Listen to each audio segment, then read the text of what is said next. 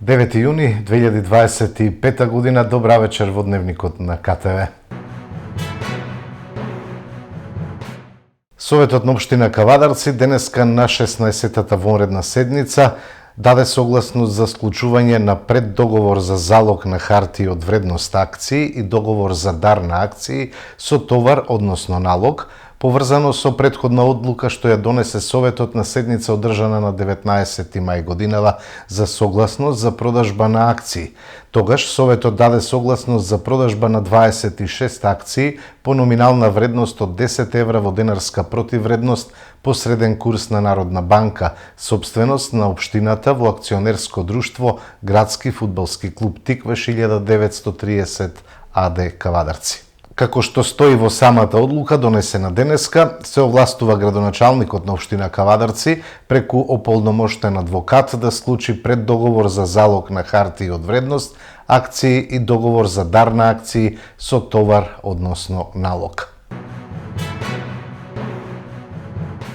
Откако ЈП Комуналец Кавадарци констатираше оштетување на канализацијата на улица 25 мај, службите на терен веднаш пристапија со ископ, замена и поставување на нови цевки со што ќе биде решен проблемот на сите граѓани кои живеат таму, информираат од јавното предпријатие Комуналец. Од таму исто така информација дека денес се започна со поставување тајмери со електровентили кои овозможуваат далечинско управување со наводнувањето на дел од зелените површини во општина Кавадарци. Во првата фаза ќе бидат опфатени околу 30.000 метри квадратни, со што значително ќе се заштедат човечки ресурси, а наводнувањето ќе се врши во ноќните часови кога потрошувачката на вода е најмала. Во наредниот период планот е на овој начин да се опфатат сите зелени површини во градот. Завршено е поплочување на тротоари во населбата Белкамен во Кавадарци на површина од 1100 метри квадратни, дел од програмата за комунална изградба за 2024 година, информираат од локалната самоуправа. Викендов во организација на Тиквеш Райдерс се одржа Мотофест. 13 година поред се организира мотособирот тука на 12 Владинци на споменикот во општина Кавадарци, организирано од Тиквеш Райдерс како мотоклуб кој што е активен. Ова е 13 година кај што општина Кавадарци последниве 7 години го поддржува овој мотособир. Повеќе компании како генерални спонзори и јас како градоначалник земам активно учество во овој мотособир, се со цел како овој спорт мотоциклистот да се покаже дека е спорт кој што е безбеден и спорт кој што треба да се злоупотребува. Така да 3 дена трае овој мотособир, ќе кажат повеќе и организаторите. Гости кои што доаѓаат од целиот Балкан се благодет на општина Кавадарци. Така да општина Кавадарци не изоставува ни во овој поглед кога станува збор за мотоклубови и за нивна дружба, да речеме, тродневна во општина Кавадарци. Како што кажа градоначалникот, ова е 13 година се одржува мотофестивалот на 12 другари. Учество имат земено скоро од цел Балкан и најчесто од југословенските републики. Имаме гости од Брчко, Чуприја, Лакташи, Бања Лука. Ова година тој трае 3 дена. Денеска во сабота ќе имаме дефиле или парада низ улиците низ општина Кавадарци со цел да кажеме дека секое дете кое се вози на мотор треба да носи кацига. Тоа е нашата парола. Моментално во местноста 12 другари ќе има околу 500 до 600 моторџи од Балкан и од Македонија. Пониква станува центар за рехабилитација за повредените од пожарот во дискотеката Пулс во Кочани, најави владината портпаролка Марија Митева. Владата во текот на следната недела ќе донесе одлука со која одморалиштето Пониква, кое е во сопственост на Министерството за внатрешни работи, ќе се стави на располагање на Министерството за здравство за да се користи како објект за продолжена медицинска нега и рехабилитација. Дозволете ми да појаснам зошто донесовме една ваква одлука. Одморалиштето Пониква располага со 27 соби и 56 легла. Лоцирано е во природна и мирна средина, што го прави исклучително погоден простор за пациентите кои се веќе во фаза од лекување во која е неопходна физикална и работна терапија. Станува збор за пациенти кои се веќе стабилизирани, но кај кои постои реална потреба за понатамошен третман, се со цел да се спречат и намалат долгорочните последици од изгорениците, како и други можни компликации кои што се поврзани со подолготрајно лекување. Во моментот се работи на детален оперативен план за распределба и згрижување на пациентите, во соработка со Министерството за здравство и медицинските тимови, кои ќе ја понесат својата опрема во одморалиштето Пониква и ќе обезбедат континуирана медицинска нега директно на терен. Ќе се направи план пациентите да бидат распределени во неколку групи и циклуси на терапија, се со цел да се овозможи персонализиран пристап кон секој поединечен случај, во согласност со препораките на лекарите. Покрај медицинската грижа, оваа мерка има и важен психолошки и социјален аспект. Овозможувањето на престој во ваков тип на објект ќе придонесе за меѓусебна поддршка помеѓу пациентите и подобрување на нивната психоемоционална состојба. Особено е важно да нагласиме дека според медицинските проценки, пациентите не смеат да бидат изложени директно на сонце и на високи температури, а истовремено не треба да се соочуваат и со дополнителен физички и логистички напор. Затоа Пониква ги нуди сите предуслови за ваков тип на згрижување. Очекуваме во најкус можен рок да ги завршиме сите овие процедури и институционално да ги донесеме овие одлуки, медицинскиот кадар да контактира со сите пациенти, пошто ќе започне сместувањето и спроведувањето на терапиите согласно веќе утврдениот план. Почитувани граѓани, оваа мерка е институционален одговор, израз на одговорност и посветеност кон секој поединец. Нема ништо поважно од човечкиот живот и достоинството на луѓето. Затоа како влада ќе продолжиме да делуваме одлучно, организирано и со целосна поддршка кон пациентите. Венко Филипче да каже која е неговата улога во тендерите со Јаглен и дали затоа добил Ауди Q8, праша на денешната пресконференција од ВМРО ДПМН. Венко Филипче да каже што друго, освен луксузното Ауди Q8, има како профит од тендерите со Јаглен во СМ од фирмите на Вице Заев и Ениц Колашинец. Венко Филипче да каже која е неговата улога во тендерите со Јаглен, па е награден со луксузно Ауди. Венко Филипче и СДС не можат да молчат, особено што фирмата на Вице Заев во Бугарија, Гома Сидра, која инкасирала 9 милиони евро од Јагленот, се наоѓа на иста адреса како и неговата фирма Power i8. Венко Филипче и Вице Заев делат ист канцелариски простор на нивните фирми во Бугарија. На иста адреса се наоѓаат и редица фирми на Заев. Очигледно е дека фирмите на Заеви и Филипче во Бугарија се испреплетени, а парите помеѓу нив се во издвор. Очекуваме јавното обвинителство да реагира и отвори случај за Венко Филипче, а за тоа има пред се две многу силни причини. Прво, фирмата добитник на државен тендер за испорака на Јаглен му купила луксузен джип Ауди Q8 од 130.000 евра и по 2 милиони од тој тендер завршиле на сметка на фирма на Вице Заев во Бугарија со иста канцеларија со фирмата на Венко Филипче. Очекуваме јавното обвинителство да отвори истрага. Одговорност мора да има.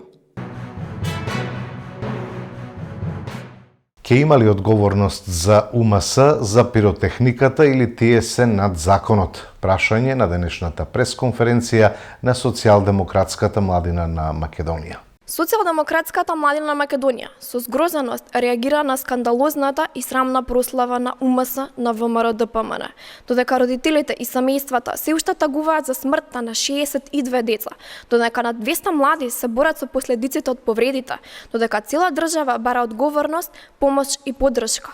Скандал е да се прави журка, додека Македонија се уште тагува. Скандал е да му се аплаудира на Мицкоски за говор полн со омраза кон семејствата на повредените и за засегнатите во трагедијата во Кочани. Скандал е да се пали пиротехника, која што е забраната, но беше и причина за пожарот и големата трагедија во Кочани. Мицкоски ги третира младите како реквизити, како инструмент за неговите политички хирови. Ги користи младите за негова шоу, за манипулација, да му аплодираат додека го истура гневот кон семејствата кои загубија деца. Ова е дрскост, безчувствителност и целосна деградација на младите. Додека употребата на пиротехника и законски забраната и казнива, бараме МВР да постапи без одлагање кој одобрил, кој набавил, кој наредил употреба на пиротехнички средства. Ги повикуваме младите да го кренат својот глас против начинот на кој што Мицкоски и ВМРО ДПМН ги третираат. Младите не се декор за митинзи, младите не се статисти за фиштите на Мицкоски. Младите се двигатели на општеството. СДММ стои рамо до рамо со младите кои што бараат одговорност за Кочани, со младите што сакаат да им помогнат на семејствата, на загинатите и повредените, со оние што знаат што е за човечност. СДС наместо политика продава некрофилство, реагираа од ВМРО ДПМН. Категорично да изјавам дека не е прекршен ниту еден закон. Меѓутоа нема дно кое што СДС не може да го пробие дури и во некрофилството. СДС наместо политика продава некрофилство, а наместо одговор на пораките од годишната конференција на УМС на ВМРО ДПМН, СДС се фати за баклите. Иако и сама наведува дека согласно законот, членот 31, кој што сами го наведуваат, забраната се однесува за во затворени простори, а собирот на УМС беше на отворено. Уште повеќе, СДС во шпекулациите се обидува да сокрие и дека баклите спаѓаат во група на пиротехнички средства од трета категорија, кои што се во слободна продажба и без обврска на продавачот да го извести надлежниот орган, односно одсекот за оружје. Се продава на физички лица кои што не треба да имаат посебен документ за ракување, а се продава со упатство за употреба, односно напомена дека не смее да се користи во затворени простори. СДС намерно го изоставува фактот дека ВМРО ДПМН ги испочитува сите параметри и предвидени законски норми за одржување на собири. Пред одржувањето на настанот беа известени МВР, противпожарната бригада и идната медицинска помош кои што беа присутни за време на одржување на овој настан. СДС, наместо одговор на пораките од премиерот Христијан Мицкоски и на политиките на ВМРО ДПМН, се одлучи за некрофилство без воопшто да покаже чувства кон жртвите и семејствата во Кочани. Туку напротив, ја злоупотребува нивната болка. СДС, наместо политика, повторно се качува на бранот на злоупотреби, досега видени како вистината за Смилковско или вистината за Тамара, каде безчувствителноста на СДС сметавме дека го достигна врвот. Очигледно не сме биле во право и СДС може да тоне уште повеќе.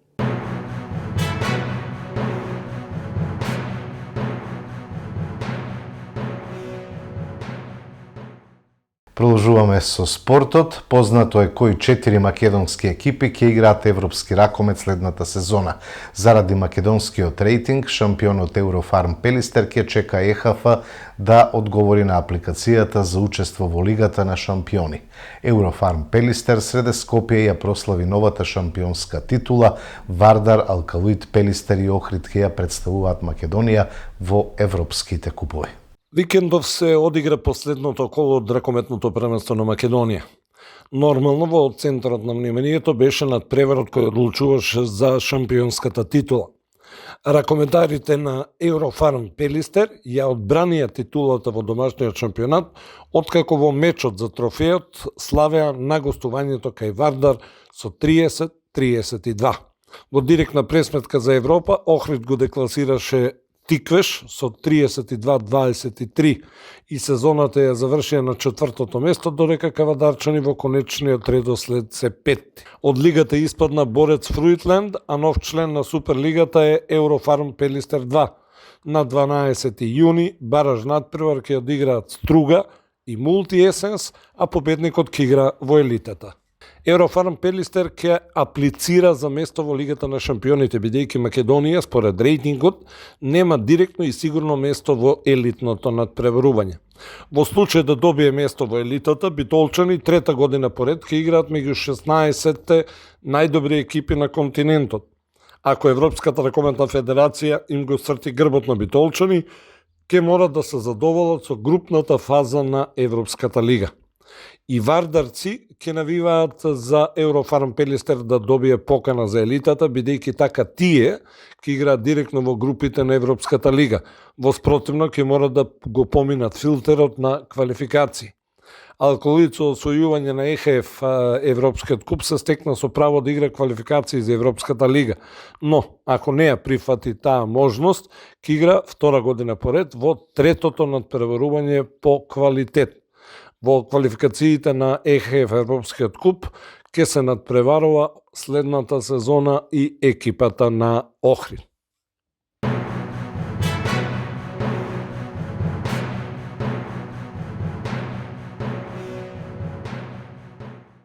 И официјално е потврдено кратењето на првата и втората македонска фудбалска лига. Од сезоната 2026-27 првата лига ќе брои 10 екипи, а во втората лига ќе се воведе и плейоф за пласман во елитата. Една од главните теми на седницата на Управниот одбор на Фудбалската федерација на Македонија беше потврдата на одлуката за кратење на лигите, односно на првата и на втората македонска фудбалска лига. Ова одлука беше изгласана, а сега беше презентиран и начинот на кој ќе се пополнува, односно ќе се празни елитниот ранг на македонскиот фудбал. Во следната сезона во првата македонска фудбалска лига последен пат ќе се надпреваруваат 12 екипи. Од нив трите најдобри ќе играат во Европа, а покрај нив безбедни ќе бидат само екипите од 4-та до 7-та позиција. Во следната надпреварувачка сезона директно ќе испаднат дури 3 прволигаши. 12-то, 11-то и 10-то пласираното место, додека уште 9-тото и 8-то место ќе играат бараж за опстанок против вториот и третиот од втората македонска фудбалска лига, слично како што беше и досега.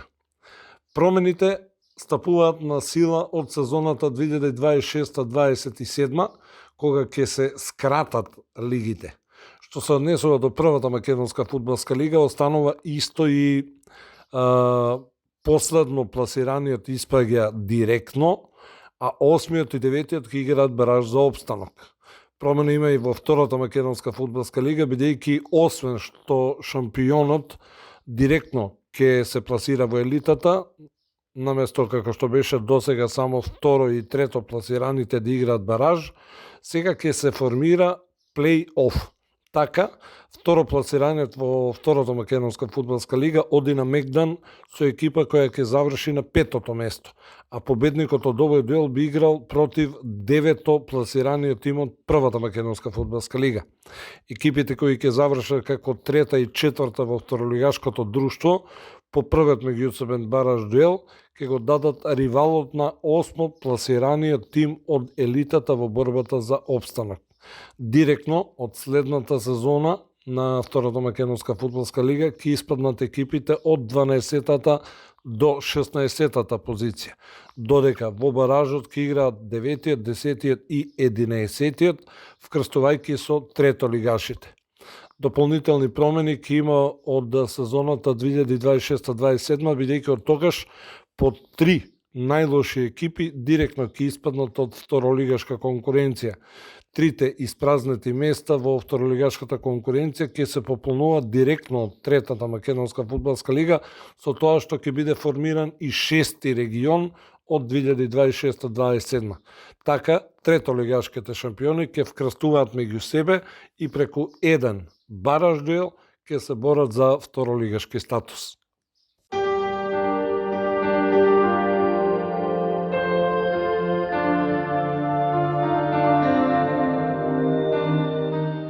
Времето утре ќе биде сончево со мала до умерена облачност, попладне ќе има услови за локален развој на нестабилна облачност, со краткотраен пороен дожд и грмежи, ќе дува слаб ветер од променлив правец, а температурата ќе достигне максимални 32 степени.